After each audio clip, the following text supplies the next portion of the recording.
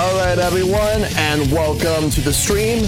I am your host, ShellshockPrime. This is shared with Shellshock, and tonight we have a new episode here. This is episode 31, bringing arcade games at home. And tonight we are going to talk about arcade games and the fact that they were brought home in one way or another. And we got two guests tonight. We got a returning guest and a new guest. Joining me for the first time is JFries. Hello. Hello, everyone.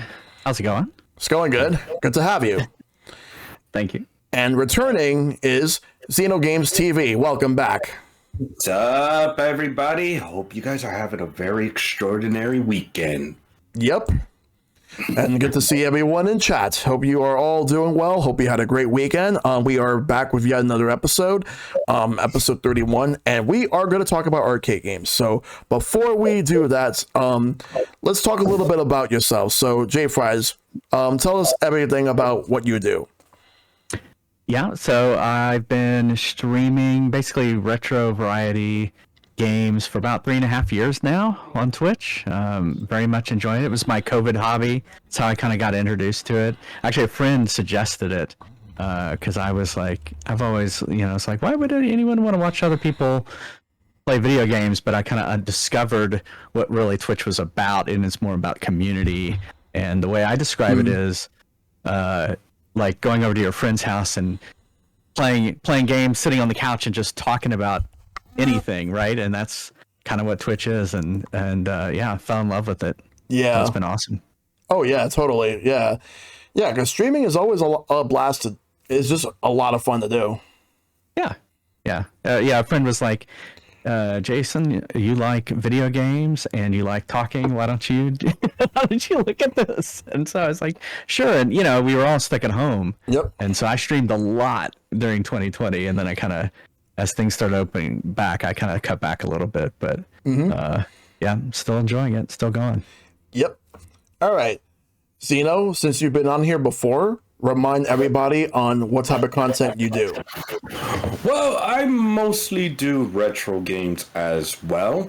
Do a little bit of modern gaming, whether it's going to be Mario 8 or Overwatch 2 or even Street Fighter, and quite possibly Tekken 8 if I ever get the opportunity to be able to upgrade.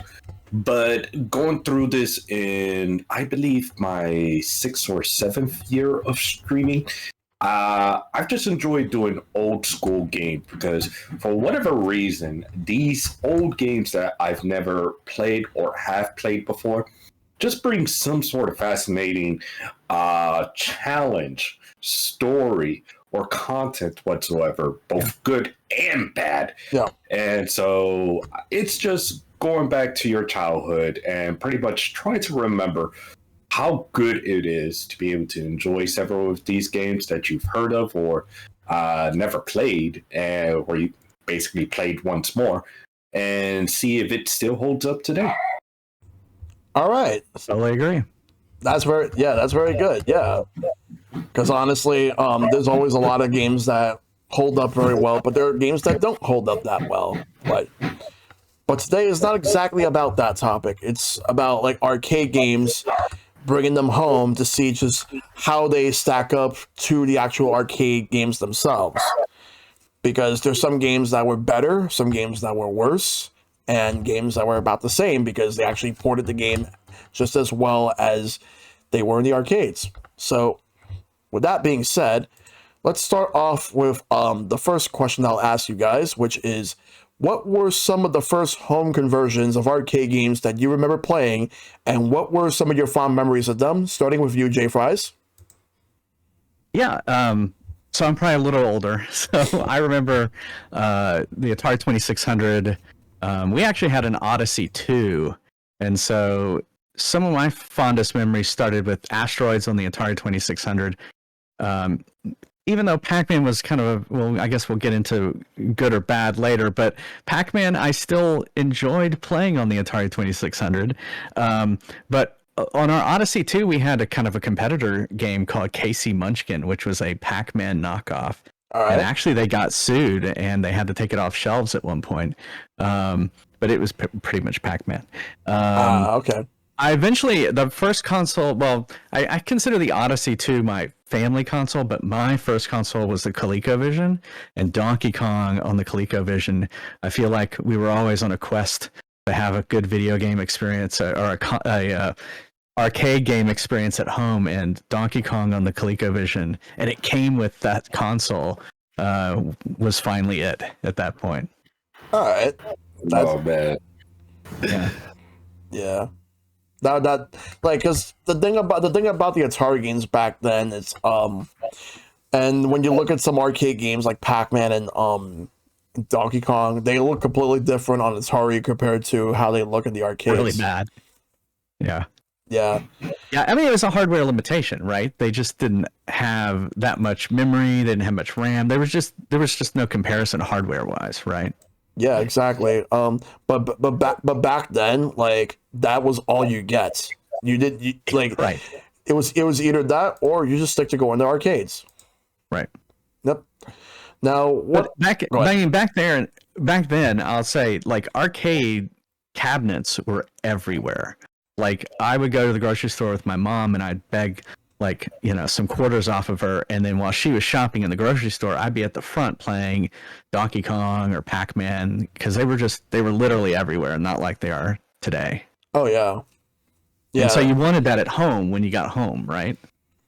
Yeah, because I wanted the experience at home at the time. So yeah, that's just the way I wanted it back then. But yeah.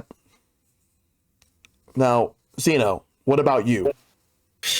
I don't think I ever got that experience during the Atari or Nintendo Entertainment System days, but vividly I would say Super Street Fighter 2 and Mortal Kombat 1 as well as Final Fight. Those are the three that I definitely remember for the arcades to be ported onto the home consoles, and also Teenage Mutant Ninja Turtles, Turtles in Time. Yeah. But I've never played the arcade of Teenage Mutant Ninja Turtles. I've seen Street Fighter. I've seen Final Fight. I've seen Mortal Kombat. And for the good gracious of Raiden's immortality now becoming immortal, that game actually scared the crap out of me when I was a kid. I don't know why. I don't know how. But I think it was just because I was a scaredy cat. Yeah. Which console are you talking about for those? Oh man, it was the Super Nintendo. I had the crappy version, but still a pretty good port. At that point, you're talking 16-bit, right? So yeah, definitely. At least it had some semblance of it, right? Yeah, I definitely did have spent a lot more time with Super Street Fighter 2 because compared to Vanilla Street Fighter, which I did play as well, but never owned it until I think later this year or last year. I finally owned a copy of Street Fighter 2. It was due to, of course, the characters in Street Fighter 2, the gameplay, the fact that me and my brothers, we always argue who's going to be able to play as Ryu and Ken. Nobody cared about Blanca. Nobody cared about Chun-Li or Zangief, not even Bison at that time. And since then, from just those two games, going all the way to, I would say, today's fighting game, it's just phenomenal. It's just now a link the story on how it all started. What's interesting is a different kind of experience for me, because by that point in the 90s, I was in college, right? And so I didn't have money for a Super Nintendo or any of that. But there were arcades right off campus that we would spend, probably a lot more of our college money than we should in those arcades, playing Street Fighter, playing Mortal Kombat, that type of stuff, right? Mm-hmm. There's something that I actually got to question you. Why not get a Sega Genesis? It's like $100 less, and you get a copy of Sonic the Hedgehog, and you get the blood code. I had Everybody friends. remembers the blood code. I had friends who had a Sega Genesis and a Super Nintendo, but I didn't. I was. I put my money in a computer, so I was more of a PC gamer in the 90s. Yeah. Uh, Let's see. But yeah, like for arcade games in general, for me, because I used to go to arcades every now and then, but whenever I can't go to arcades, there were a lot of arcade games that I did play at home because they were ported to like different consoles. Like since I grew up starting with the NES, the first arcade game that I've ever played, and the actual arcade was Ninja Turtles, not Turtles in Time, but the original one from '89, yeah. which on NES, it was Ninja Turtles 2, the arcade game. My cousin brought that over, so I remember playing that game. That was actually the second arcade game, not the second arcade game that was ported on home consoles that I played. The first was actually Donkey Kong. But Ninja Turtles was afterwards. I played Contra because that was also in the arcades. Contra, But I wasn't aware that there was an arcade version of it until later on. But I played it, but I wasn't very good at it. I think I only made it up to the third stage, like with the waterfall, and I just kept dying and gaming over. I didn't, because at the time I did not know the code. So, but I would play it, and I wasn't great at it, but I still had fun. That's a feat. If you're able to make it to one stage higher or one opponent higher, or at least get like first place at a racing game, that's actually a feat right there. Oh yeah. So yeah, it's actually pretty magical. And you know, you guys talked about being at grocery stores, and where did you get your arcade from, Shellshock, again? For me, like arcades, like there was like pizzerias. There was going to a deli. I worked in a pizza place that had arcade machines. Yep. And ironically, the ones that I'm best at on my arcade are the ones that we had, like Joust and Mario Brothers, the original Mario Brothers. Yep. I'm really good at, because they were in the pizza spot that I worked at. So of course I played them a lot. Right? Yep. And let's see. So in addition to pizzerias, there was delis. There was laundromats, and there was also some restaurants, like for example, like Nathan's Famous Hot Dogs. They had an arcade not too far from where I live now, although that arcade's not there anymore, but they had a lot of great games that I remember playing. Like I played The Simpsons there, I played X-Men there, I played a lot of the Marvel vs. Capcom games, Mortal Kombat, Tekken, Virtua Fighter. Like there's like a whole lot of games. Like they even had light gun games there. Like they had Jurassic Park, like the one of the light gun Jurassic Park games, Aliens. They had a lot of good stuff there. Plus, they would rotate games every now and then whenever like something that's new that's coming up that people really need to try out, and people would spend time playing. And then it's like, okay, I don't get to go to the arcades that often, so now it's all a matter of time of when these games are coming home. And I remember like when PlayStation, Sega Saturn, and N64 came out, like, here's something I want to bring up. So Nintendo released 2 games in the 90s in a partnership with Midway. One was Cruis'n USA, and the other one was Killer Instinct, which is a game that was developed by Rare. And both of those games had the same intro before the actual game started, where it says available for your home in 1995, only on Nintendo Ultra 64, which it was not called that. It was just Nintendo 64. And Killer Instinct was never on there. Killer Instinct Gold was based on Killer Instinct 2. We did, however, get Cruis'n USA on it, which is a good port, but nowhere near as good as it was on the arcade. Then, vividly, from what I've experienced in the arcades, it's always at a bowling alley, because my father used to do some bowling leagues, some Spanish bowling leagues. We've gone to Sheridan Express, that is now turned into a storage place. played a couple of great arcades there.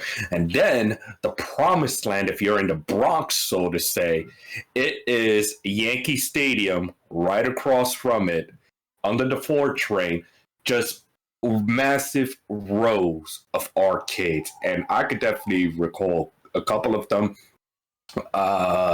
Definitely Killer Instinct 2 was somewhere in there. I believe Mortal Kombat 4 was in there. House of the Dead 2 was somewhere right there. There was a couple of sports games, if I recall. Because I know there was one in which 2 players have one screen, and you got another on the opposite end is another. Cyberball was like a futuristic football game with 2 screens, and it was something like that one, but that was a basketball game from what I'm referring about. Yep. So it was a basketball game? Yeah. I don't remember a basketball game with 2 screens. I definitely remember Cyberball. Yeah. It even had Spawn Eternal, if I'm correct. I think it was released on the Dreamcast, and by goodness of the clown, that game was so fun. But so many times they want to be able to waste your money. Oh, and also a very great baseball game as well. I think they call it World Series 99. Yes. If I recall, World Series 99, 2000. Because the controlling is just so dang different for both pitching and batting. Yeah. So taking a look at those, it was like a match made in heaven. It's just like what you said, Shellshock, that they do rotate, but eventually they started to be able to phase them out for more lockers. Yeah. I would say definitely it was due to money wasting, and on top of that, not many people were going to bowling.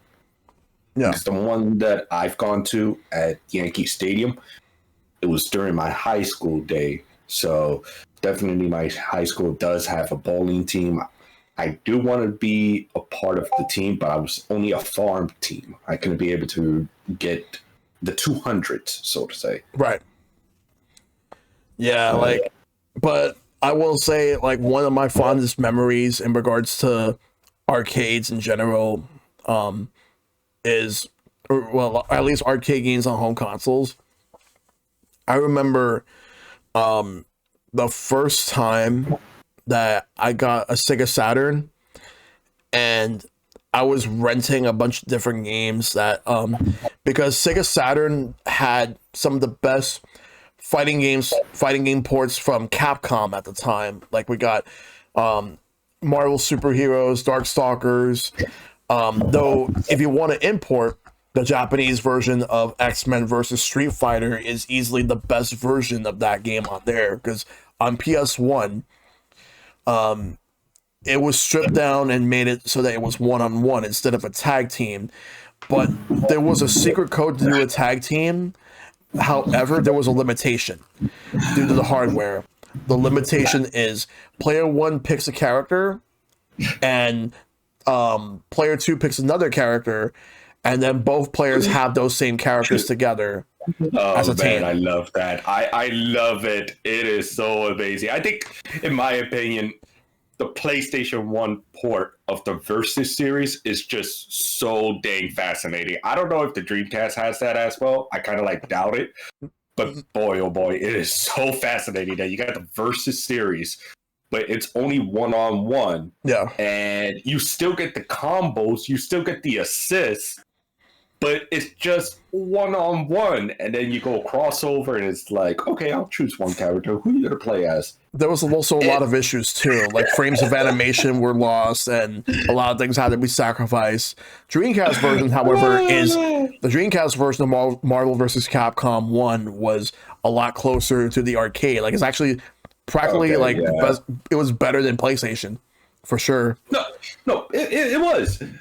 Yet, I don't know. I think I have to be pretty straightforward. There's some sort of lightheartedness of the PlayStation 1 that you're just gonna get a kick out of it. I think I even see a Maximilian Dude play PlayStation 1 Marvel vs. Capcom, and he's actually fascinated by some of the stuff that there is. So it's like, I still have it. Like, it's somewhere like in one of my shelves, and I still have Marvel vs. Capcom 1 for PlayStation to this day.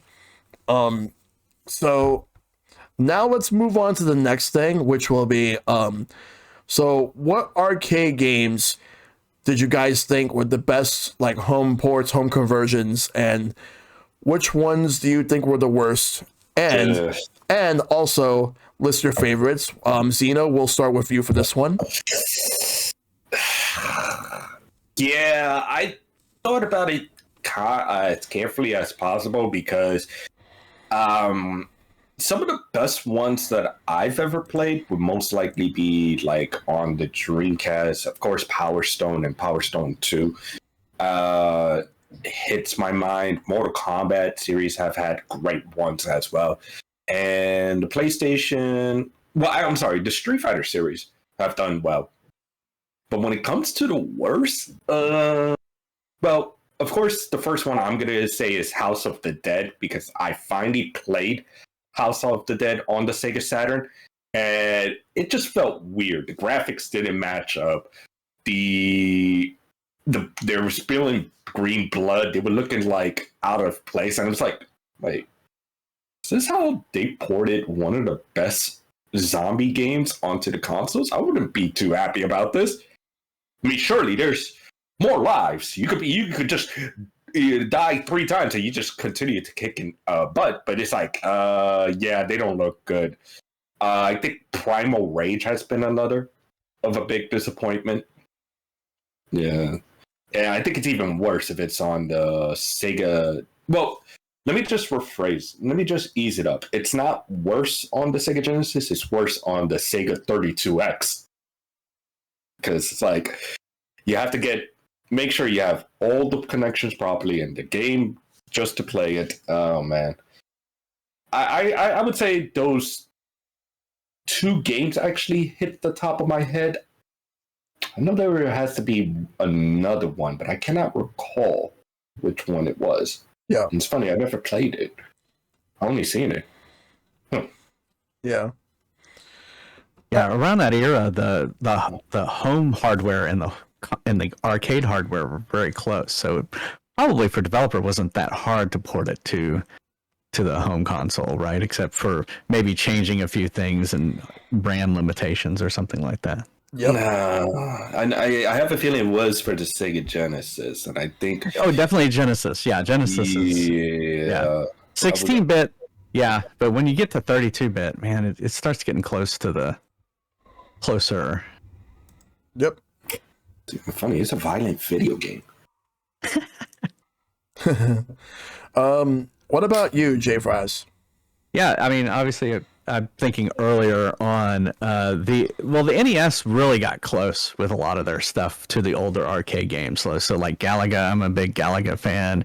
In fact, this little Galaga machine right here doesn't have the arcade on it. It has the NES version on it because of the aspect ratio that they wanted to put on here, and I guess that's how they wanted to emulate it. Yep. But it's just as good as the console, as the arcade game at that point. And then I mentioned Donkey Kong. Donkey Kong was really good on the NES as well. So the NES definitely took that kind of first leap that we could have these things at home, right? Yeah. So that was pretty cool. I think I found About worst yet or just best? I have a lot that could be worse. Yeah. Well, so I was also in the arcades a huge Dragon's Lair fan. In fact, I have it on the machine back here, emulated. And in fact, I remember having it on my phone at one point. And if you could have told me as a kid having that on my phone, I would just blown my mind. But they tried to port Dragon's Lair to the NES. And it is by far one of the worst games of all time. It is terrible. It's terrible. Not even, it's a side one, a side scroller, and it's not even the same game. So, but then a lot of the ports to the Atari 2600 weren't that good. Donkey Kong, Burger Time. They were fun because that's what we had, but they weren't true to the arcade. I think I remember about the Dragon Slayer being a side scroller and all that. I think it was Dragon Slayer 2, from what I've remembered, that had nothing to do with the game that was on the home console port. Yeah. It's just baffling. But then again, how can you do something that is so amazing as Dragon Lair and put it onto home consoles and be like, hey, that's a way to play the game. Actually, I found the game. It was actually Time Killers. Oh yeah, Time Killers. Yeah. Yeah, I never played it. Never played it, but yeah. Was that the one that was? There was one that looked holographic. On, do you know what I'm? Well, the last okay, quote unquote violent video game that has quote unquote Johnny Cage on it that quote unquote was killed off in the third Mortal Kombat series. Yeah. Oh, no. Something else.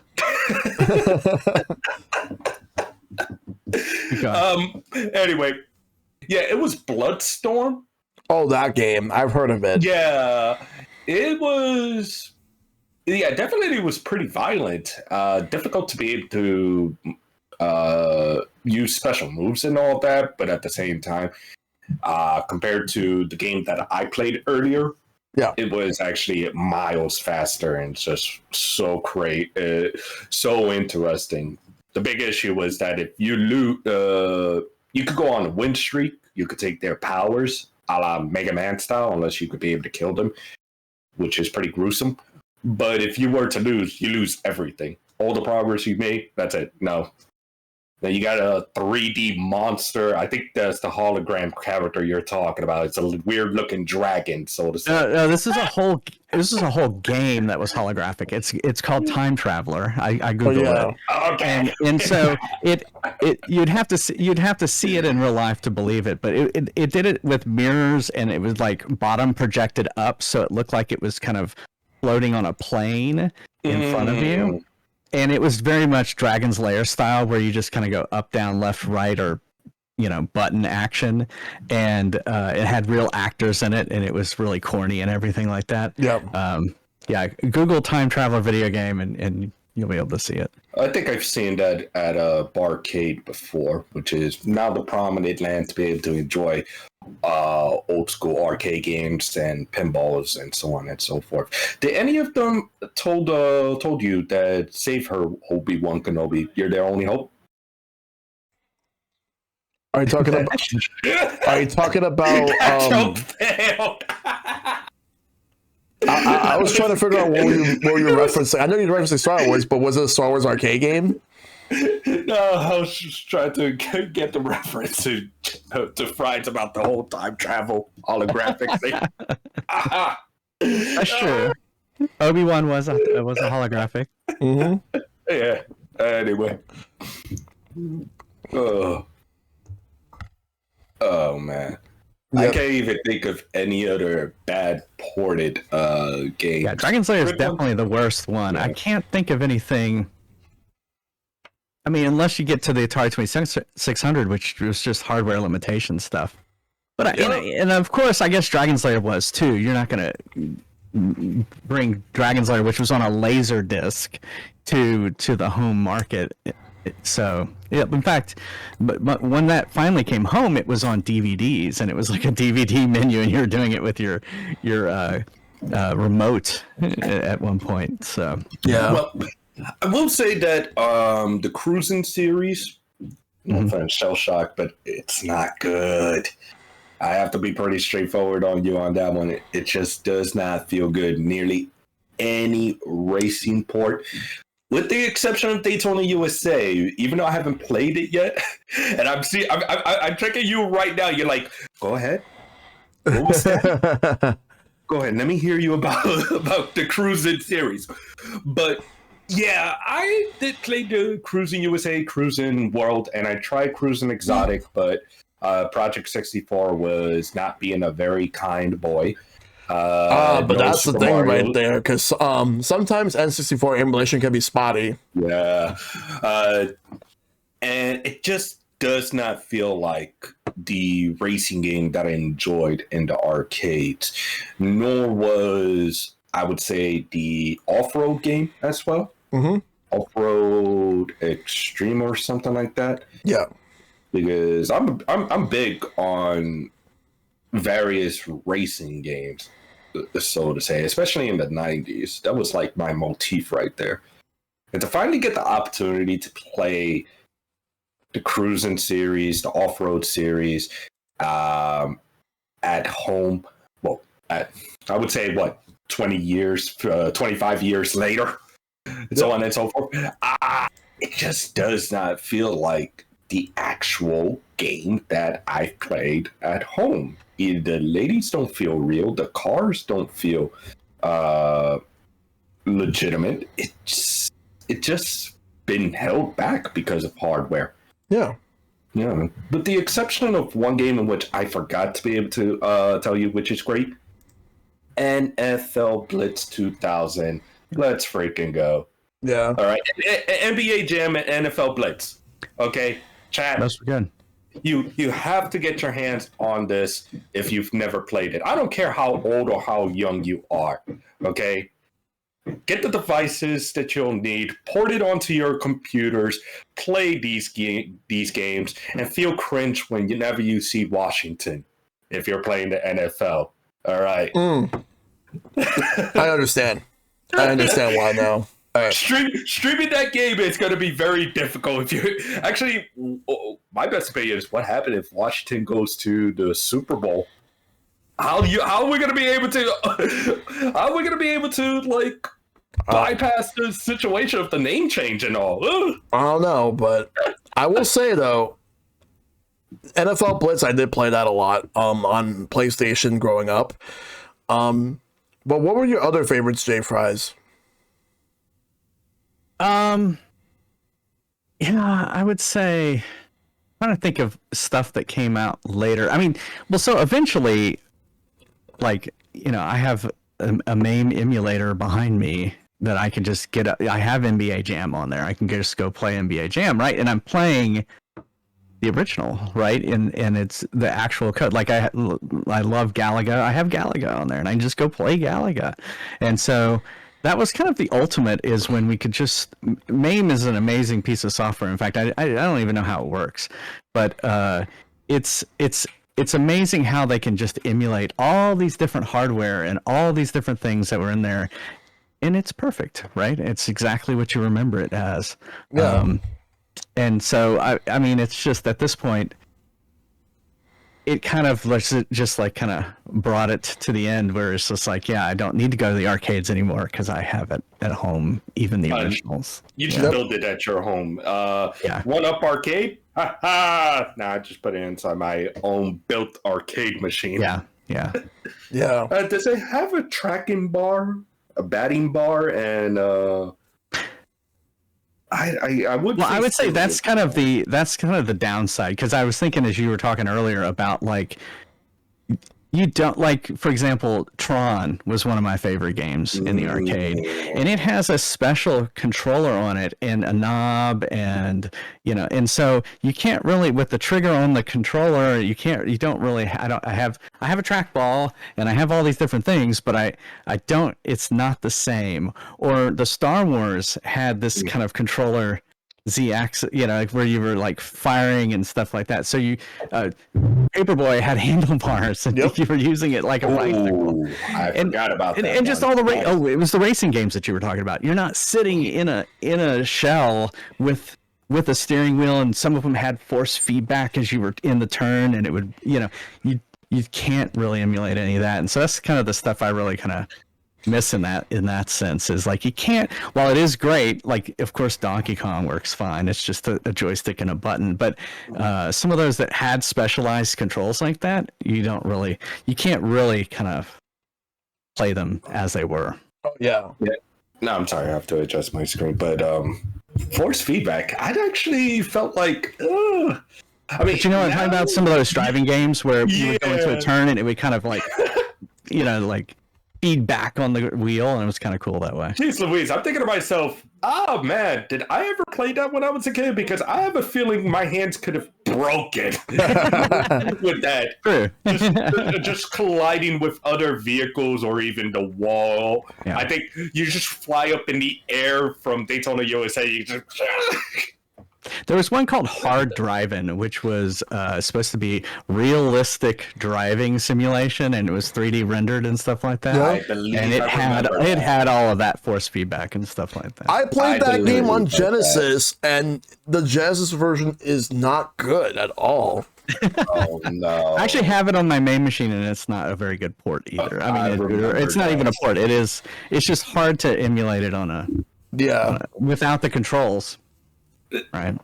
This could be my most hated racing game when I was a kid because I could not control it. I have no idea what the heck is going on about it.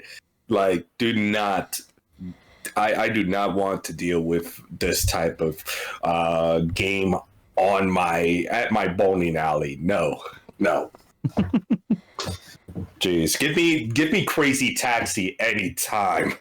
It's a good one. Crazy Taxi actually had a good port It to the did. consoles as well. It absolutely did. I will say, so in terms of what I think are the best games on like the best home console games that were based off arcade games, Turtles in Time is up there for me. Sure, you don't have 4 players, you only limit it to 2, but to make up for that, they've added an extra level. They moved a couple of bosses from a later level to like an earlier level that you fight them early, and then you get the first of 2 Shredder boss fights. Then afterwards, they replace a boss that nobody liked in the arcade version with a fan favorite character in Slash on Super Nintendo. Bebop and Rocksteady are back. They were in the arcade version of this game. And Shredder ends up becoming Super Shredder in the final boss fight. And it was really good.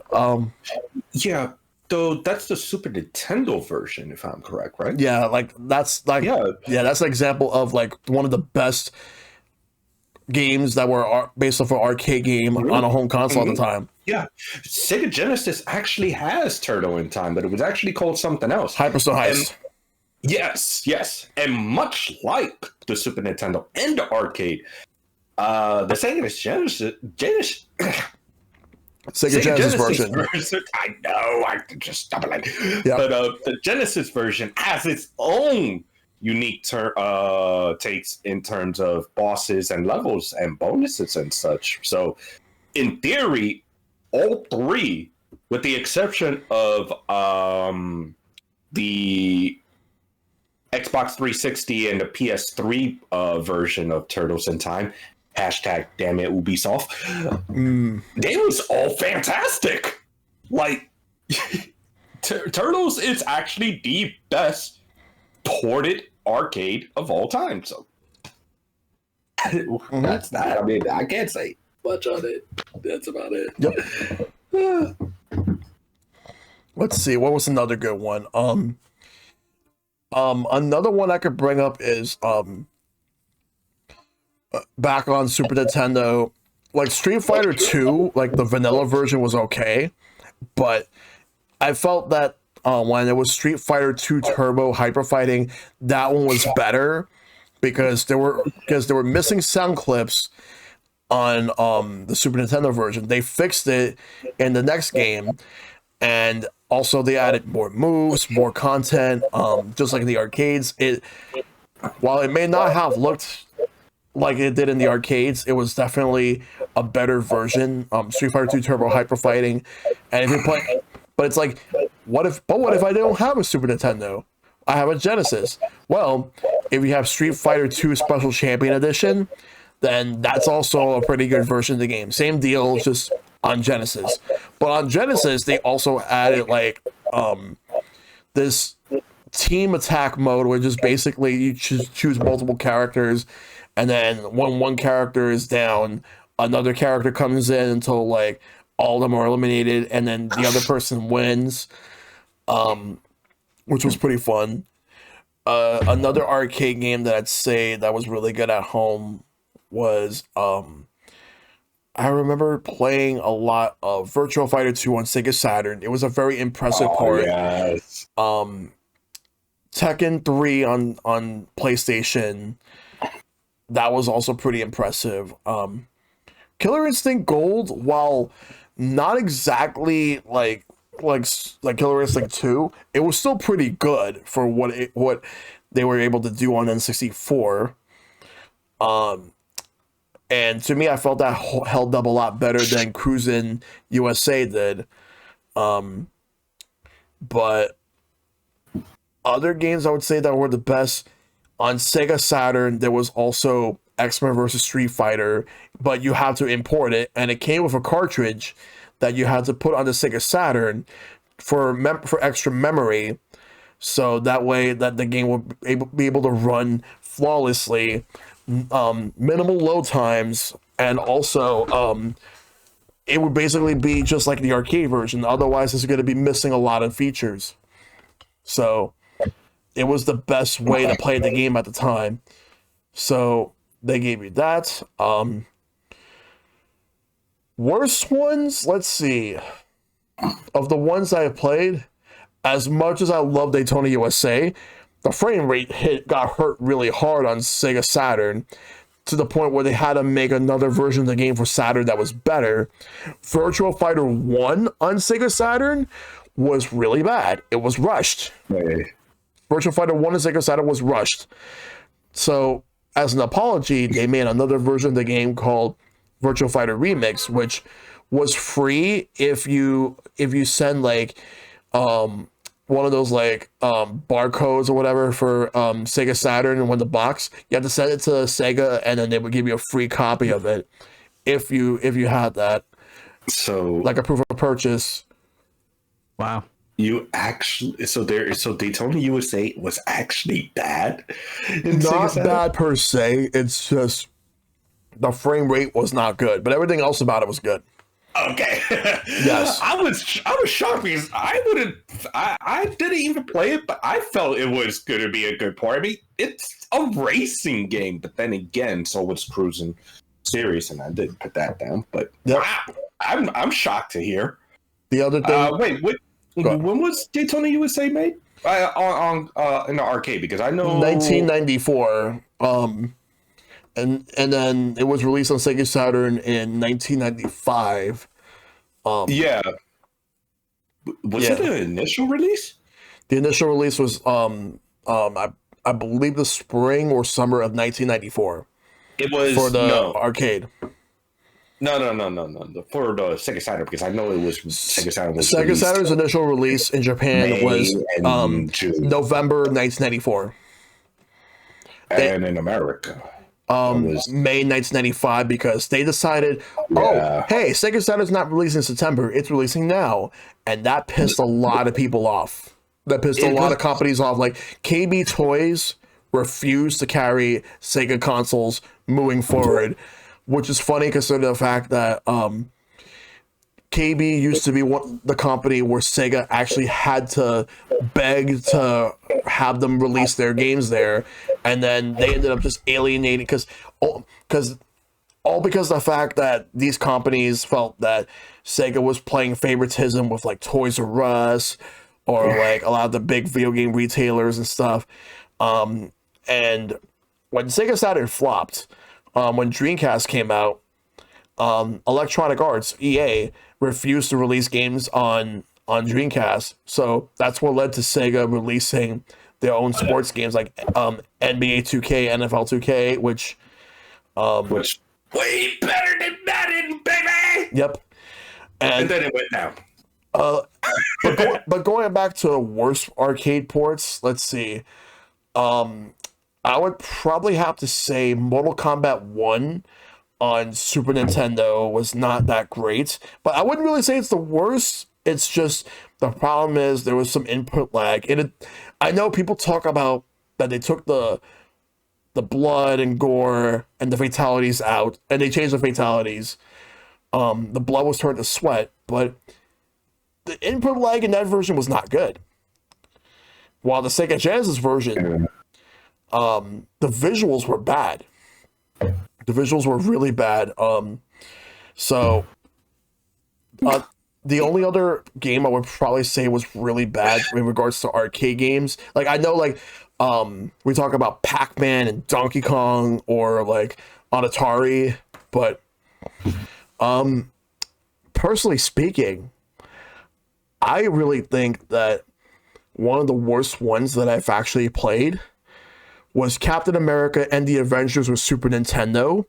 That's not good at all. Like, it was an arcade game, it was a beat 'em up, but on Super Nintendo, it was bad. And what makes it so bad is missing sound effects, missing voices, as well as the hit detection, the hit boxes feel off. I think it had limited continues. I'm not sure. I hate those. Yeah, so it was not good. The Sega Genesis version was better. Ooh. Yeah, so those are the ones I could think of off the top of my head. And favorites, I would say like any of the Marvel versus Capcom games on Dreamcast or PlayStation 2. Also, I would say practically any like I said, the Turtles game is definitely like one of my favorites. Turtles in Time, and those are like the ones I would come up with the most, more than anything, really. Aside from that, like eventually we got to the point where we would get like actual arcade games ported to home consoles later on, like but yeah, those are the ones that come to mind. So now the next thing is, how much have home conversions of arcade games made you appreciate playing arcade games at home? JFries? Yeah, I would say, I mean, that was the whole thing. Was back when I was a kid, it was just a quest. It was a quest to get the arcade at home, right? Yeah. And it just, because the hardware was so limited, they did what they could, right? And sometimes it was gimmicky, right? Yeah. But you know, it's kind of all we had, right, at the time, right? And so it was just constantly trying to get that experience at home until it finally did happen. Where, well, actually what happened was the arcades just kind of faded away and home gaming became what it is now, right? Yep. Yeah, especially when we're actually translating from arcades to home to now multiplayer. Yeah. Because it's not only, well, I think it started off with Doom, but I have a feeling Doom wasn't really the first one. Yeah, we played Duke Nukem all the time online, which was like really early on. We would do LAN parties where we would have in a circle playing Duke Nukem, and then just shrinking people and then stepping on them was when you're right next to them instead of like playing over the internet. It was awesome. I'm getting Mario Kart flashbacks right now. Yep. But I would say, like, I guess to really kind of answer the question is it kind of fueled home gaming in the sense of like it was wanting me to kind of like experience what I kind of grew up with in the arcades at home, right? And it kind of fueled that wanting to play more and more games at home. Yeah, that's actually fair. Very fair. Yeah. What about you, Zeno? Man, it's always got to be that multiplayer game that I see at the arcade that I want to be able to enjoy at home. Of course, I obviously will go towards Street Fighter, even Mortal Kombat, as much as a scaredy cat as I was. Yeah. I've always had my bros played it all the way up till, I would say, Deadly Alliance. That's when I got over that fear, and it was like, really? This was I was afraid of? This is goofy. His neck got stretched up like a giraffe. Hashtag neck strong. Yep. Hope you got that reference, Shellshock, man. It will always be like we're going with Street Fighter Alpha, Street Fighter 3, the Marvel vs. series. NBA Jam has been another. Any of those archaic sports games. Mm-hmm. It's always the idea of doing multiplayer gaming, whether it's an adventure beat 'em up game or a versus series that just makes me want to be able to go over to my friend's home, just sit back and enjoy, raging, annoy, yet cathartically having a splendid time of these games. And to this point, I've done a couple of arcade games on my own, but I would have Game Dude join up with me with some of the old school games that we would play on the arcade. It was funny because we didn't even finally tried out Ninja Baseball Batman. Oh yeah, that one. A game that was never ported to the console. Criminally underrated. And I never played it until someone had me add it to my arcade machine. And it's a great game. It's a great game. It nearly killed my laptop. It is that amazing. It's a great game. All right. It's to that point where it's like, man, just sit back, bring in a couple of people, because the 19 is no longer here. We're now in 23, going to 24. Yep. And just have a couple of drinks and have a good time. It's just fascinating, my man. Yes. So in regards to how I appreciated like arcade games like that were brought over to home consoles, I appreciate it a lot because the fact that there were times where like I'd keep asking my mom and my dad if they could take me to an arcade, and most times they would say no. Once in a while I would see like a pizzeria or deli or any of that has an arcade machine. They would give me a few quarters, but they don't give me too much, so they will at least let me do it, but play any of the games while like they're doing something, and then by the time they come back, they're like, "That's it, we got to go," or when we run out of quarters. Yeah, so I appreciate being able to play these games at home because I wanted to be able to experience those same games just at home whenever I want to, without having to worry about inserting a quarter. Granted, you just pay a fee to buy the game once, but afterwards, it's yours. You could play it for years and years, like as much as you want to, until the next game that comes out that you want. So I've spent so many quarters on arcade games that I wish were brought over to home consoles, but the ones that did, I have a lot of them.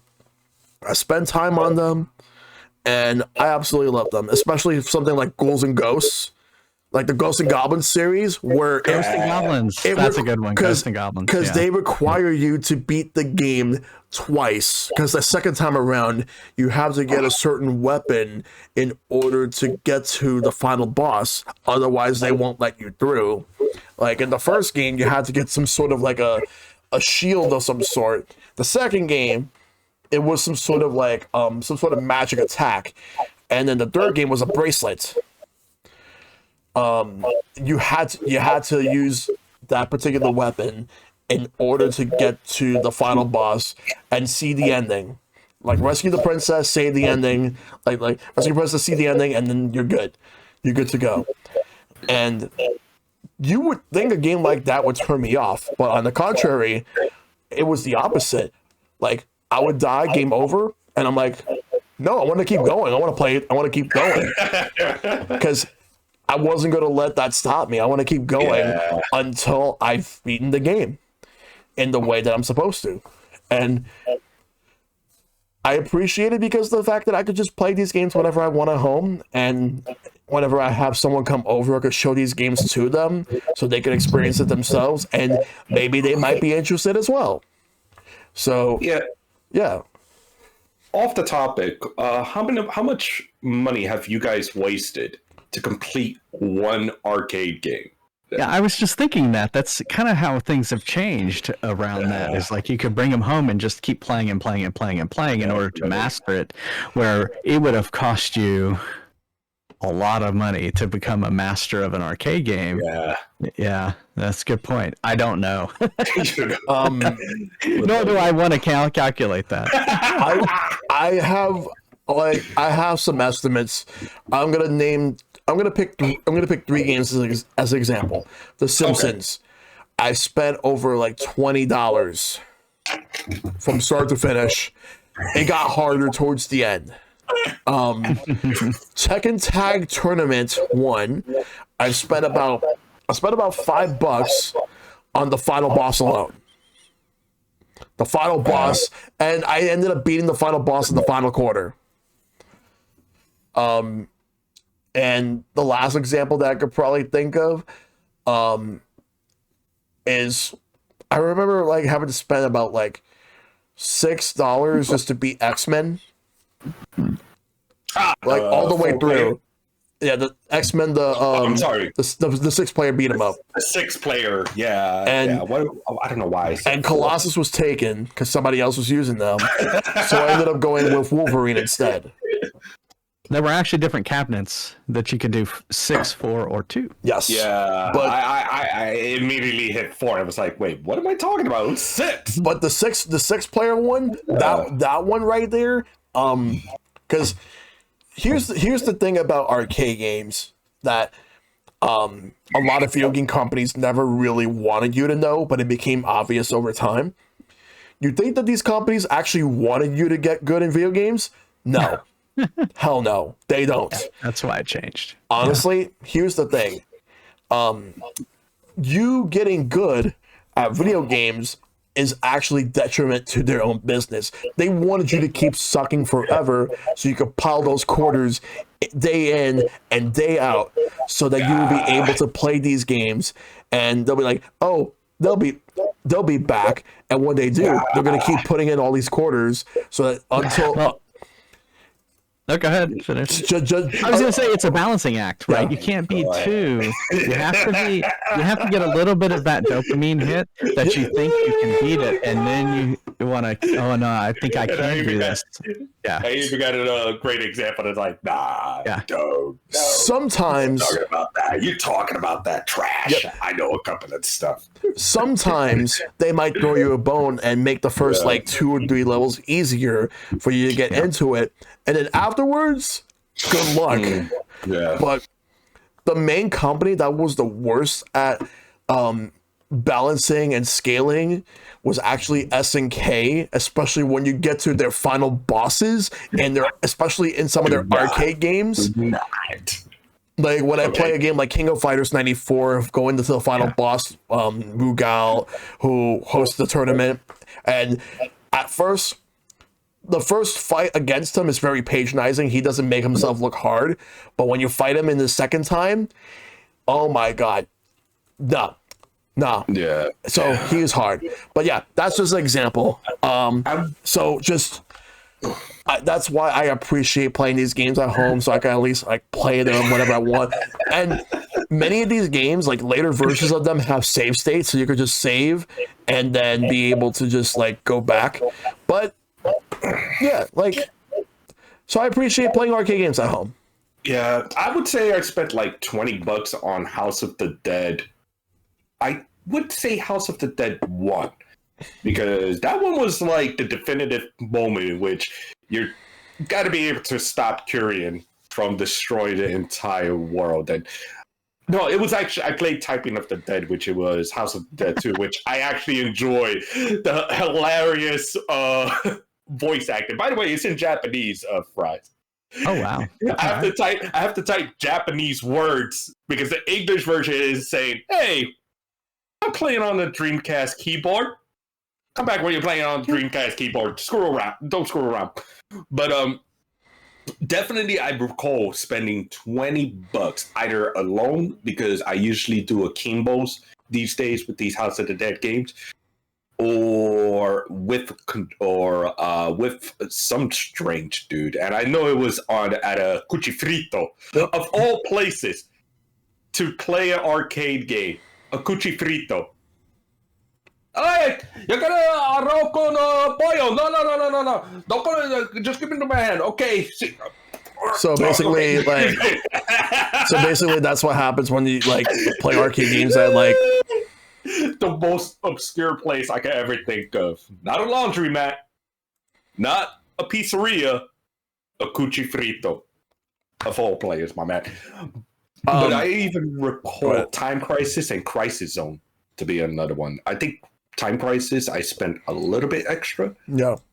Yeah, Crisis Zone was way too easy, in my opinion. So those are usually my top 3 when it came to spending on trying to finish an arcade game. But in terms of just, trying to get good, dude, I'm going to be pretty straightforward. Tekken 5, if I'm correct. Yeah. Over at the Chinatown Fairground. Oh, yeah, I remember that. In which they allow you to use a PlayStation 2 controller, allow you to save your memory to keep your progress. And every single fighting game arcade, you go with the universal rule. You're queuing up, you put that quarter down, all right? Yep. You gotta have that cash just to make sure you come back for the fight. Otherwise, you ain't gonna get any of those reputation nor those experience. I don't know if this is the proper word, but you're going to be a scrub if you don't get good with these games. And based off of one certain fighting game I know of that I'm hoping that me and Game Dude could be able to survive in, by God, going through that and trying to deal with the final boss, it could actually turn you into a scrub lord. Nobody wants to be a scrub lord, my man. Oh, boy. It's the worst mutation ever. Yeah. It's a warning to you, Fries, too. So now we get to move on to the next portion, which will be the last portion of this podcast, community questions. So we got a couple sent to me. This first, so we got 2 from Professor Icepick. The first one is, how do you feel about home ports that expand on the arcade version? And do you prefer authentic one-to-one recreations of the original versions or games that build upon them? That's part of the same question. What do you guys think? So we're talking about DLC of arcade, but expanded. I've been expanding on it. I mean, it's a neat idea to expand on the existing stuff. I think you would still want the kind of the core of the game to be there, but then there's extra stuff in the home version. Yeah, I think that's pretty cool, actually. I'm actually pretty down with that one because so long as it pretty much exemplify the spirit of the arcade game, okay, you don't do any sort of changes. If it ain't broke, don't fix it. I mean, you can add something in there to be able to mix it in. We talked about Dragon's Lair, where it was a completely different game, right? On the NES. Like, don't do that. Don't do that. No, don't do that at all. That's not a good example. But if it keeps the original kind of like gameplay and kind of maybe even some of the original content. Shellshock, you mentioned a few of the Ninja Turtle game where they changed the bosses around and changed it up a little bit. Yeah. Like, did that bother you that it was a little bit different than the arcade? Actually, no. I think it was better. Like, so I'll just use what I said earlier about that as my answer. So yeah, like if it makes it better and make it more worthwhile to play. Because I will also say that there's also fighting games where they don't really have a lot of modes, so you just either play arcade mode or versus mode. But then there's other fighting games where they added more content, like they add survival, they added like training, team battle, and so much more. So many different things to do. Yeah, I think what I would say Dead or Alive has been one of those games that actually brought in I would say the core roster of Dead or Alive in general, because from what Game Dude has told me, the Sega Saturn doesn't have certain characters in there, and same thing with the arcade. No. Base was actually added into the PlayStation. It was like, oh, that's actually pretty neat. And then finally fighting Ayane, Yeah. who is not. I think she is a playable character in part 1, but the main roster in part 2. Getting a chance to be able to play a hidden character in the PlayStation 1 was actually really fascinating. Soul Calibur has been another great choice. Soul Calibur 2, let's go with that, guys. The arcade is still holds up today, and what's even funny about the arcade is that you got 2 different modes. You got the arcade and you have the army mode, where you be able to what's the best example? It's kind of like I don't know if this is actually a good example, but the Fire Emblem 3 Houses. Right. Yeah, we have like 3 armies to join in. It's kind of like that, 4 different factions to join in, and your whole entire goal is to consolidate the entire map before it resets. But you're talking about Soul Calibur 2, where like they had because you're talking about the Weapon Master mode. I know what you're talking about too. It became they didn't have that army mode in the home port. They actually have what you said, Weapon Master, but they also added in specific special guest characters. And was Necrid in Soul Calibur 2 arcade? I don't know if he was, but I know like I don't think so. it was for Xbox it was Spawn, for GameCube it was Link, and for PlayStation 2 it was Heihachi from Tekken, which from what I've heard it was originally supposed to be Cloud from Final Fantasy VII, but the deal went through. The deal did not go through, so they ended up having to pivot to Heihachi. But Shellshock, Cloud was already in a fighting game. Yeah, guys. He doesn't need to be in Soul Calibur. But he's in Smash. Oh, man. But anyway. He's got a big sword. He's got a big sword, indeed. He's compensating for something. And Soul Calibur is all about that, right? Like he would have fit in with Soul Calibur. Like we did eventually. Okay, good point. Exactly. Good point. Like I don't think we never got a Final Fantasy character in Soul Calibur, but we did get a near character in Soul Calibur 2B. But we did, however, get a Final Fantasy character in Tekken. Noctis from Final Fantasy 15 is in Tekken 7 as a guest character from DLC. It was fun to fight against sometimes. But yeah, so Icepick's next question is: do you feel like modern compilations that just outright emulate the original arcade versions are marked an improvement over the ports from yesteryear, or do you think it was more impressive when developers had to completely rebuild the games from scratch on new hardware? The latter for me, because having to just start from scratch and actually bringing that arcade game to a console, to me was more impressive, because just being able to see just how they were able to do it as opposed to just slapping a ROM and calling it a day. Isn't it ironic? So the new Atari 2600 Plus that came out, yes, reads all the old Atari 2600 and 7800 cartridges, and it's being emulated. It's taking the data off of the cartridge and emulating the hardware underneath. Yeah. And here we are talking about the opposite, right? Do they just take the ROM from the arcade and just emulate it on the thing? I think it has to be. So my answer to that would be, it has to be molded to the console, right? It has to be, you gotta get it working for the controller. You gotta like change it around so that it fits to what the home console market is wanting at that time, right?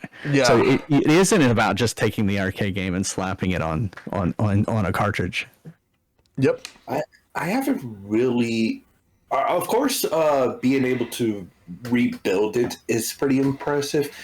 Yeah. But I gotta give props to those who are actually modding these games, because I never got the opportunity to play any hack versions of these arcade games.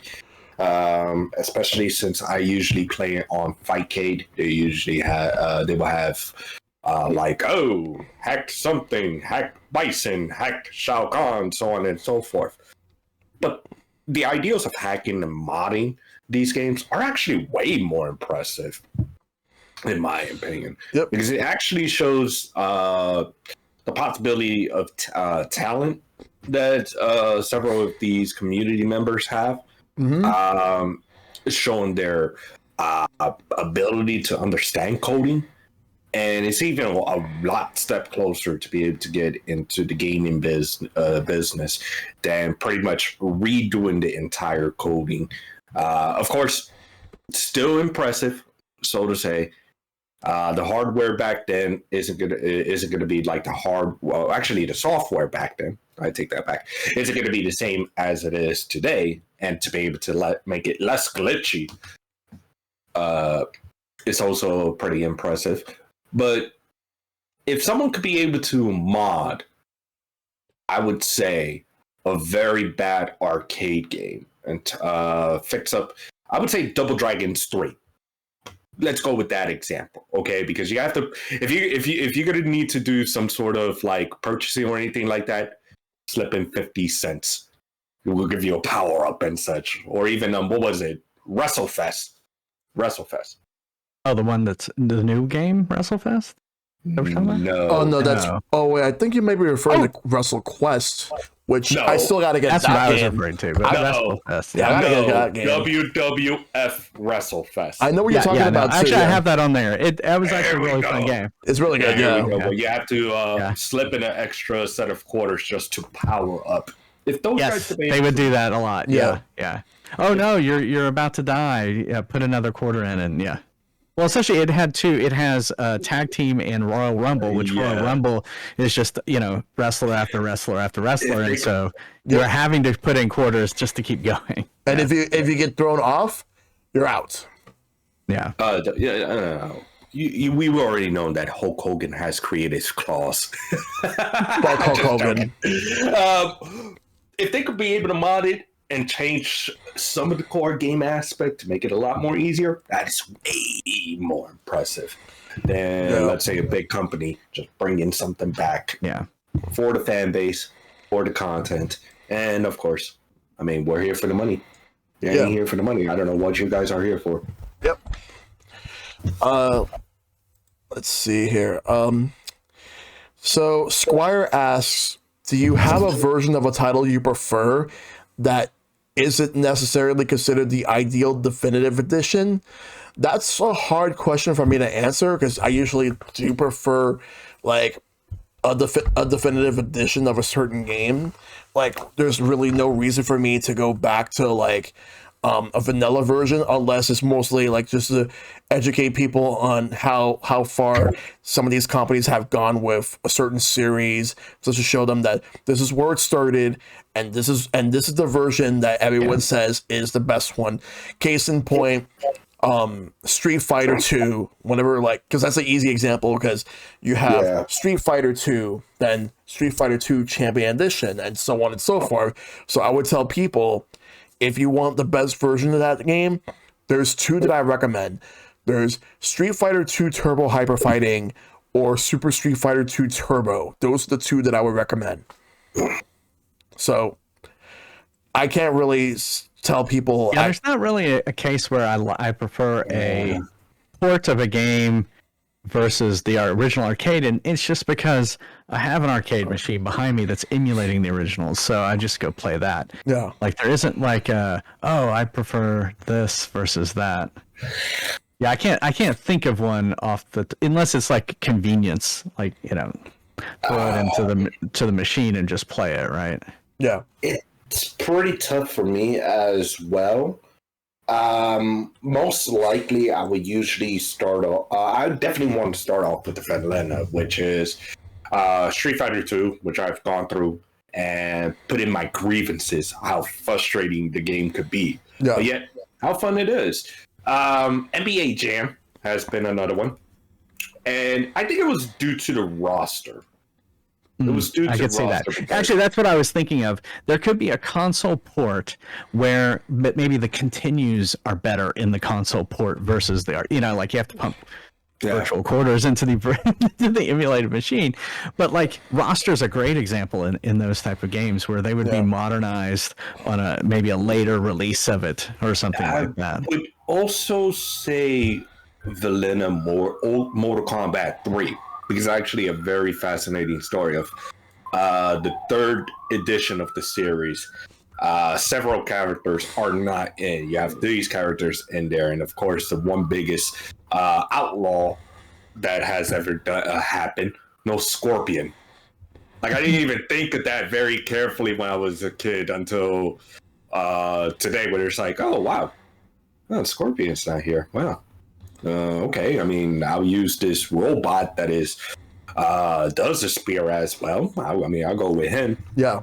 And I think it's more of a exploration rather than having an interest on which version it's going to be. Like, I can't see anything else that is going to be like, oh, I rather prefer this one. Because mostly it's always been the PlayStation. It's usually the consoles I own. That's about it. All right. Let's see. Next question. Let's see. This one comes from. All right. This one comes from the Epic Man. He has two. The first question everybody is. Got two. Yeah, I make it so that 2 is the maximum. The first one is: are there any console games that are suited better to be played on the actual arcade cabinets? Racing games. DDR is another one. Yeah, DDR would be like, you have to have. I mean, just I'm not a big DDR fan, but I could just understand how that would be much better. Yeah. I live. What about like a Time Crisis where you have the guns? I don't know. I have a gun for my machine too. So. The light gun games. But there were certain things that were just, you had to have them. Oh, I mentioned Tron earlier, where the controller is just a better experience in that sense. Yep. I would say certain fighting games definitely lie under there. Well, yeah, especially with the button layouts and stuff that you might be used to in the arcade versus. I wouldn't say the button layout, but more of the visual that would be much of an issue. Killer Instinct was definitely one of them because I did take a look, a couple of screenshots on the Super Nintendo compared to how it was in the arcade, and it's like, oh wow, I would much rather play the arcade version because it feels looks amazing, it feels intense compared to the Super Nintendo. Of course, I did play the Super Nintendo. Wait, did I? Now, who gives a crap? But I will also agree that a couple of racing games definitely fall under that. The Cruising series and Off-Road has been two of the biggest grievances when it comes to home-ported arcade games and light guns. Like you've said, Fries, Time Crisis has been definitely one of them. House of the Dead has been another one, and I haven't played House of the Dead 2 on the Dreamcast yet, but after playing part 1 on the Sega Saturn and seeing how disturbed I was with it, those light gun games. So essentially, it's just mostly a good chunk of light gun game. Actually, a good chunk of like well-known fighting games. Mortal Kombat for their visuals. Primeval. Where the hell is Primal Rage? You mean? Primal Rage, indeed. Okay, I disgraced the Blizzard god of whatever he is in Antarctica. And couple of light gun games, racing games, I would say mostly from the N64 era. Please do not destroy me, Shellshock. That's about it, my man. All right. I mean, for me, racing games, because, like, sure, you could play racing games at home, but there's nothing quite like it than, like, when you're in the arcade and they have these setups where it's like you're getting into a car, you can just drive and sit down and play the racing game. And it just hits so different. Like, especially if I wanted to play something like an Initial D game, or if I wanted to play like Cruisin', Daytona USA, or even Ridge Racer, for example, like any of those games. These games were really good to play in the arcades. Much better experience than playing at home. So even if you were to get the home ports, it's just not going to feel the same. Even if you were to get one of those like steering wheels, it's not the same experience as like when you're inside one of those like arcade machines that look like a car. And the same could be said about if you're playing like Jurassic Park, one of those like arcade games with the light guns. You go into a car, it's like you go into a Jeep, and then you just have to use your light guns to shoot right at the screen. That's another one right there that I would say is better in the arcades. So yeah. Yeah, I think the Wii actually did a great job when it came to light gun games, because I even remember Area 51. Oh right, Area 51. I used to play that too on the PS1. And didn't they have something you locked into like a gun? That you took the Wiimote and put it into a gun, and yeah, they did. What I thought. Yeah. They had that. So Epic Man asks for his second question, if you would want to bring an arcade cabinet to your house, what would it be?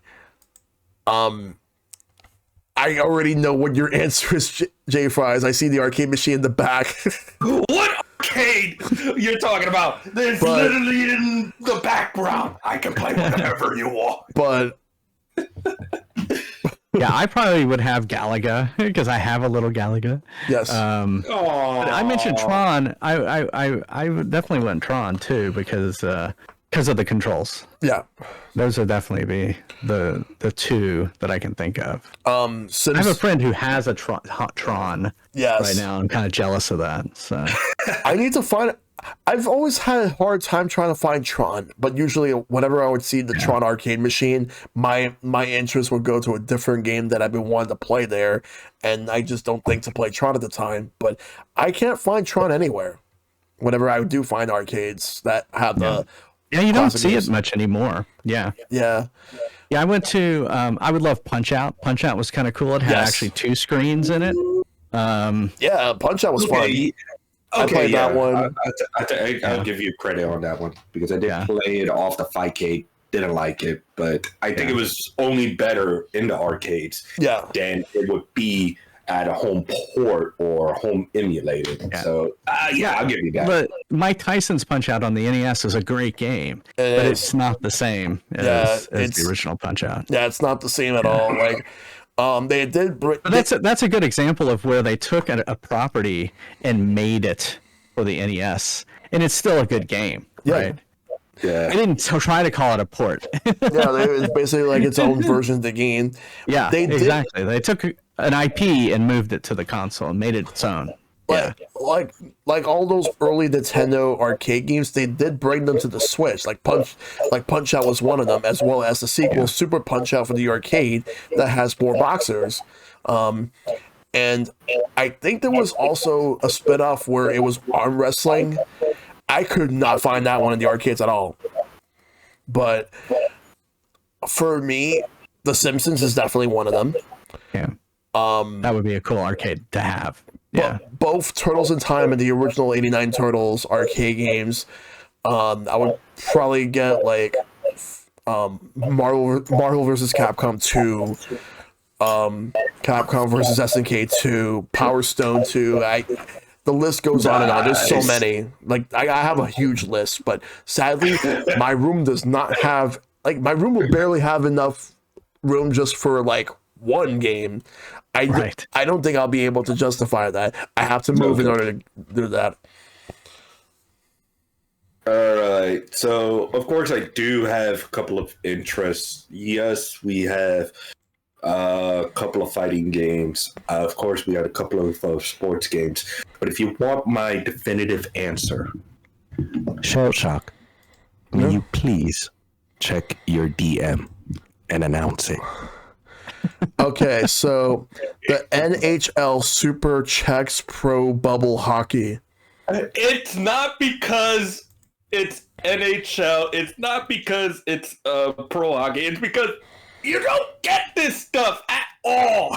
Are you talking about the Bubble Dome? Yes, I remember that. I've only tried it once, and I think it was because it was a school trip to a skating rink. Okay, Yeah. but my God, I mean, the fact that you could be able to play this at home with a couple of with your friends or anything like that, this is actually a great chill time to lay back, chill, and have a couple of drinks with up to 4 people.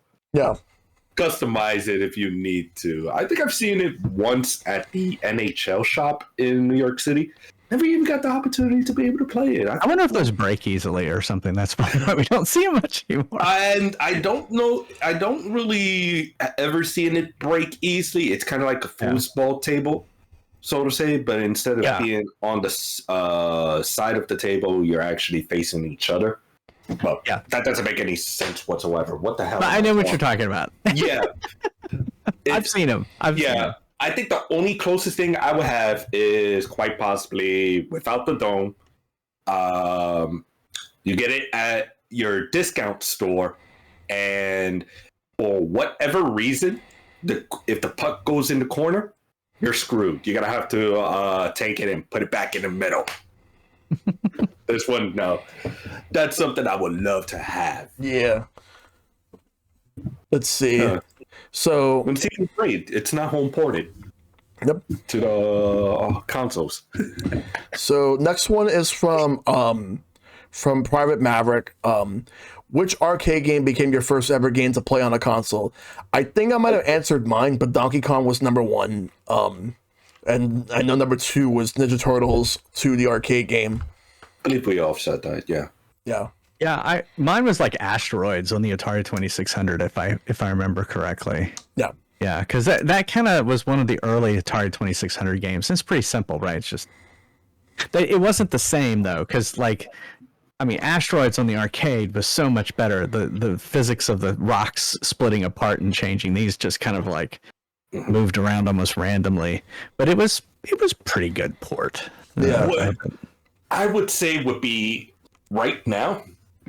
I'm not going to say the first one. I would say the last one, because that actually makes it a very good, interesting question rather than the first one. If it's going to be the last arcade game that I've played ported to home, it will either be House of the Dead 1, or I pretty much might say Teenage Mutant Ninja Turtles 4. Those are the two that I could easily remember the most. All right. Next up is from, we got 2 questions from Dragon.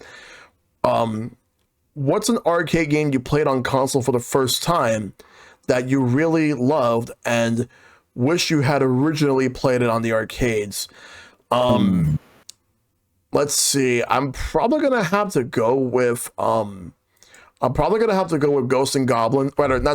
Ghouls and Ghosts in the Sega Genesis, which I have later played the arcade version on an actual arcade many years later. But I kind of wish I played it much earlier before playing on the Genesis. So that's my answer. That's a good one. I think that would be mine too, because it's pretty faithful to that version. It's pretty fun. Yeah. And we're speaking about games that we played at home but never in the arcade. Or at least not at first. Played there first. Yeah. Okay. I would say Capcom versus SNK 2. Yes. Would definitely be the choice for me on that one. I did enjoy the roster in there. I was actually surprised that there was a representative from rival schools. Yes. Another game that I would say would belong here in this conversation, but I think Project Justice is actually, both of them. Yeah, okay. All right. But Capcom versus SNK 2, especially with the fact that you have to go all the way to meet God Rugo. Oh God, that one. And the amount of BS that the game is gonna throw at you. I believe I faced God Rugo before on the home console. Yeah. I cannot recall about anybody else needing to be able to try to beat the game 3 times just to fight him. Yep. It was that one. Yeah, that one would be it, because I know there was also SNK versus Capcom. I don't think that was ported to the arcade. That was an arcade game. And That was an arcade. Oh, yes. shoot. So next one is from Maple.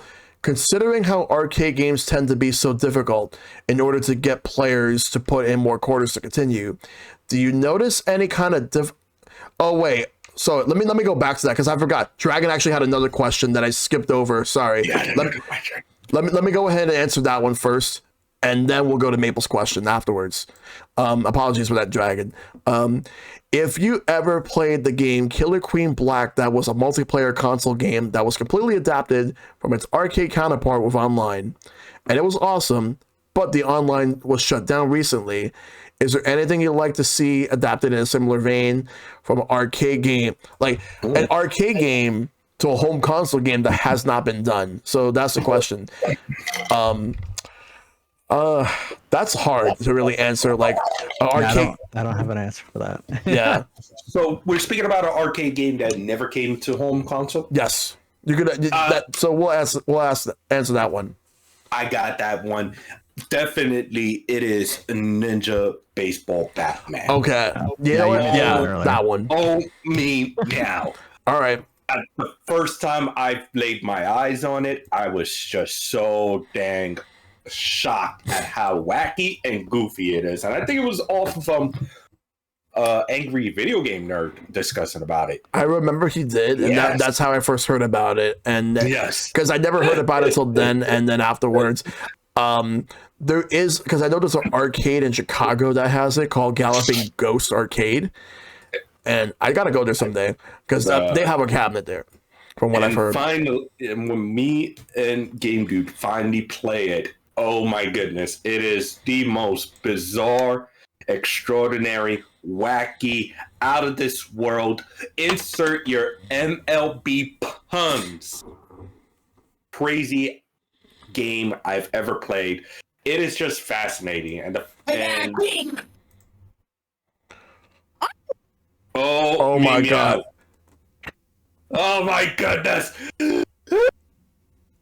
We got the screen right there. Yeah, there you go. Thank you for that.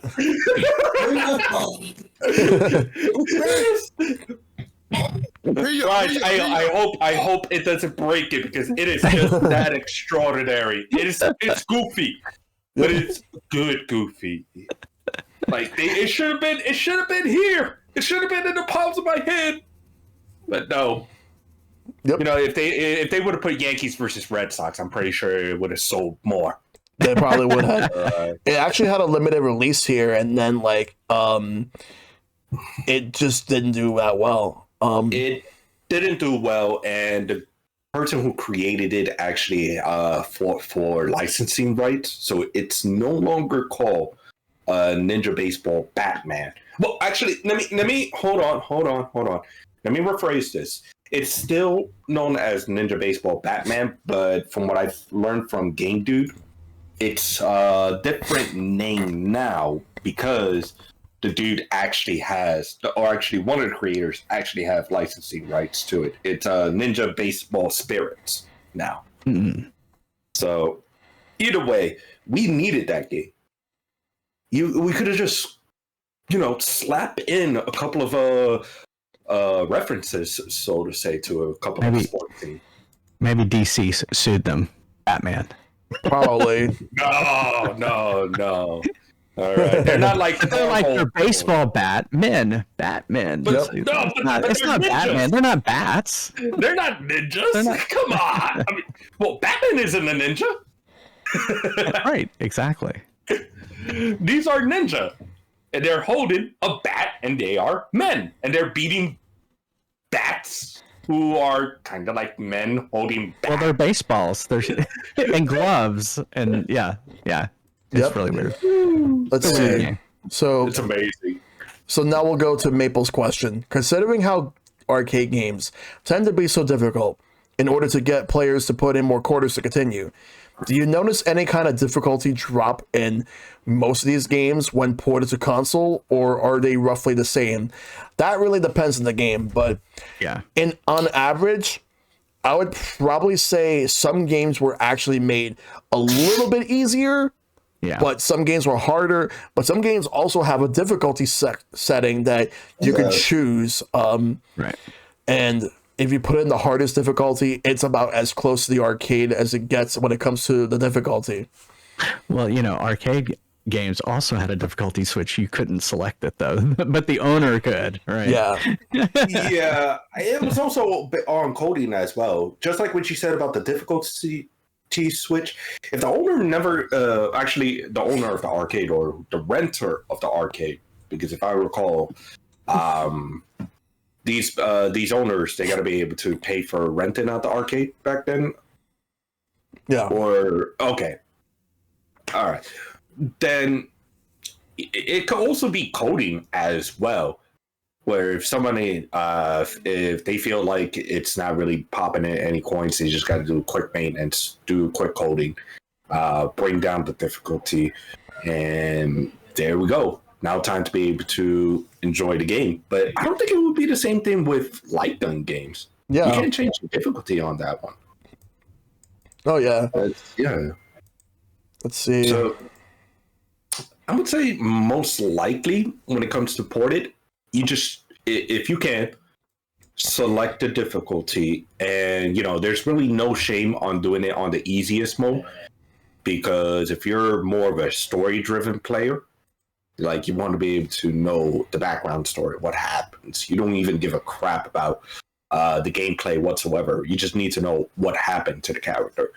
Then definitely just go all out, do the easiest, and try to be able to reach the end. Mm-hmm. That'd be it. Of course, certain games are not going to let you give that satisfaction, so to say. I'm looking at you, Capcom versus SNK 2.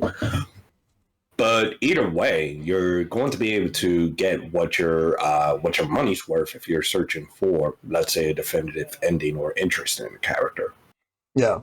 All right. So, the next two questions come from Mr. Ben. The first one is, let's turn the question on its head here.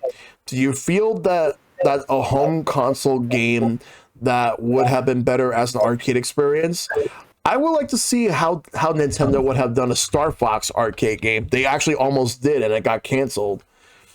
So that's my answer. If there would have been an arcade Star Fox game. We've already gotten Mario Kart, so that's actually good. Yeah. I think F-Zero. They already do have an F-Zero arcade game. Dang it! Yeah, it's called F-Zero AX, which is the counterpart to F-Zero GX for the GameCube. All right. I would go with maybe NASCAR Rumble. Okay. So to say, I know NASCAR does have arcades, okay, but this one in particular, a game created by EA. Think of it as Mario Kart, but with actual drivers, actual NASCARs, and think of it as being as cheaply as possible. Okay. All right, I would go with that one. All right. What about you, Jay? Yeah, I can't think of one that I would necessarily take a game and port it out. I was looking at a pile of games. Pokemon? I don't think that would translate. I don't think there's not like why would you do an RPG over in the arcade? That doesn't really make any sense. It would have a lot of fighters have already been done. There's not a fighter game. I mean, I guess you could take modern new games and put them on, but yeah, Smash Bros. That's a good one. Smash Bros. Yeah. Yeah, that will be that's a good one. Yeah. Let's say Scott Pilgrim versus the World. Yeah, that's another good one. That never got an arcade release, and that was released during the Xbox 360 and the PS3 era. Yep, and then they brought it back recently, like 2 years ago. And yeah, that has RPG elements in it as well. So yep, you could be able to bring that one in. It's funny because actually got one. Looney Tunes Speedball. okay. Looney Tunes people, because why not? Why not have Bugs Bunny, Daffy Duck, Yosemite Sam, Wile E. Coyote, Sylvester the Cat, Marvin the Martian? Yeah, Shredder's Revenge. I don't know why I didn't think about that one. That'd be another one. And the next question that Ben has, do you think arcade games that were based on home console games like Luigi's Mansion, F-Zero AX, Mario Kart Arcade GB should have received a home port, and why or why not? Yes, Luigi's Mansion did have an arcade version. Did it? Yeah, like you only find it like David Buster's around one. Dave & Buster's. I was gonna say, was it? Yeah. Yeah. To answer that question, let's see. Games that were in the arcades that should have been that were like arcade games that were based on home console games should have. Yeah, I wouldn't mind them coming over. Like those arcade Mario Kart games, I've been wanting them to be brought over to home consoles, like to Nintendo's consoles. Like they should just do it already. So Mario Kart. That's my answer. While I do like some of the ideas of a couple of home console games being brought over to the arcades, unfortunately, not all of them are going to be able to work out, in my opinion. Because the bigger issue would be either the presentation or the level of violence. I think I did play Duck Game, which is so fun, but it's just basically ducks blowing the crap out of each other. Yeah. And wasting quarters on that one for what, a set of rounds? I played that one. It's actually pretty interesting. Yeah, I think they already have one in which why did the chicken cross the road, in which you just got to keep tapping on the button. I know that one too. Stop. I know that one. What about you, Jay? Do you have anything? No, nothing I can think of that I would bring there. All right, then. The last. I did think of an arcade machine that you were talking about, ones that are unique that you really can't emulate at home, like on a MAME machine. And there was a Pac-Man game called Baby Pac-Man that had a pinball machine in it. So you played Pac-Man, and then I think you went to a certain point, and then the ball would come out, and it would be a pinball machine in the bottom. Yep. And then you play that, and then you go back up to the screen, and then you're playing Pac-Man again. Yep. So I have not seen that since playing it in the arcade. Yep. A long time ago. Yeah. My husband said it's terrible. there is a question that's posed in chat specifically for JFries, but before we answer that, I do have one last community question right here from Dari. What arcade games do you wish were just home console games? Honestly, it's hard to say, because I think that if they were in the arcades already, like, I'm fine with them being in the arcades. Yeah. So yeah, like, it's not really something I can answer. So I'm just fine with them having arcade games already. Yeah. Yeah. Yeah, I got nothing. And Justin's trolling me with that question, by the way. Oh, that's a troll question. So one of my things is I prefer games on the original hardware. So you can see I have a Super Nintendo here. I have a GameCube here. Yep. I'm playing a game on the PSP right now, and so he's saying, "Well, of course you'd want to play it on the original hardware of the original arcade version, wouldn't you?" So that's what he's doing there. Yeah. I just had to. Even if the console version was better. But of course, Justin, because it's the original. Why wouldn't you want to play the original? I mean, yeah, like, that's fine. All right, so that's it for the questions. So that's gonna do it for the show. But before we go, JFries, where can we find you? Yeah, you can find me over at twitch.tv/JFriesTV, or you can just go to jfries.tv. I actually have that URL, and it points you to all my socials and all that stuff, my YouTube and all that stuff. I'm going to be streaming right after this. So Yep. I'm currently playing Kingdom Hearts Birth by Sleep. Nice. As I mentioned, on the PSP. Yeah. With a cable Yep. connected to the PSP so that I can stream from it. And so, as I was saying, I try to play it on original hardware when I can. Yeah. That started because I was playing all the Legend of Zelda games, and it started with Ocarina of Time because I think I played it on the Wii U, virtual console. Yeah. And I was like, wow, it really Where is it? It really needs to be played on the N64 controller. Yeah, my Wherever it N64. is on the floor. Yeah, It really needs to be played like this, right? yeah, And so that's when I kind of like, they really made these games sometimes with the controller in mind, kind of Yep. like arcade games. And that's when I started playing more on the on original hardware after that. Unfortunately, it becomes like cost prohibitive. Like my community votes on the games I'm going to play, and they chose Earthbound. I don't know if you've seen prices of Earthbound right now on the Super Nintendo. It's in the $300-$400 range, and so I'll be playing that on the Switch online yeah. virtual console stuff. I do have a copy of Earthbound still because that game means a lot to me. But I'll save that for a future topic. There you go. Yep. All right. Zeno, where can we find you? Well, you guys can be able to follow me on all of my social medias at XenoGamezTV. Follow me tomorrow as we're going to be able to go into Final Fantasy Tactics Advance, continue on with the story, as well as a couple of retro games. And since it's going to be the month of December, we're going to go to 2 very special games. First off, 5 years in the making. We're going back to Super Smash Bros. Ultimate. See how the story holds up. And we're going back to the terrible, terrible times of the 97-98. Why terrible? Because of one guy, Bihan. He sucks. Mortal Kombat Mythologies. Oh, right. It sucks. So what are you waiting for? Hit that follow button right now. Yep. And I shouted both of you out. So if anyone's not following JFries or Zeno, follow them both. Excellent content creators. Highly recommended. So as always, you can find me on all social medias at ShellshockPrime, whatever it's like Twitch, YouTube, Twitter, Threads, Blue Sky, you name it. I'm more likely on there.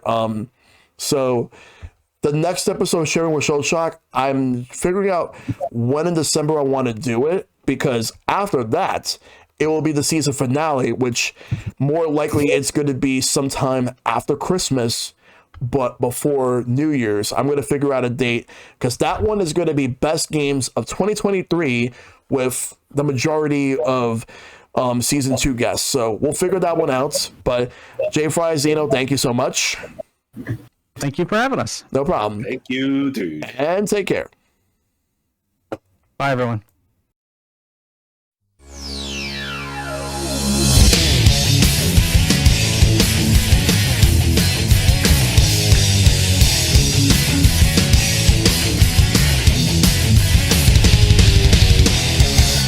Thank you.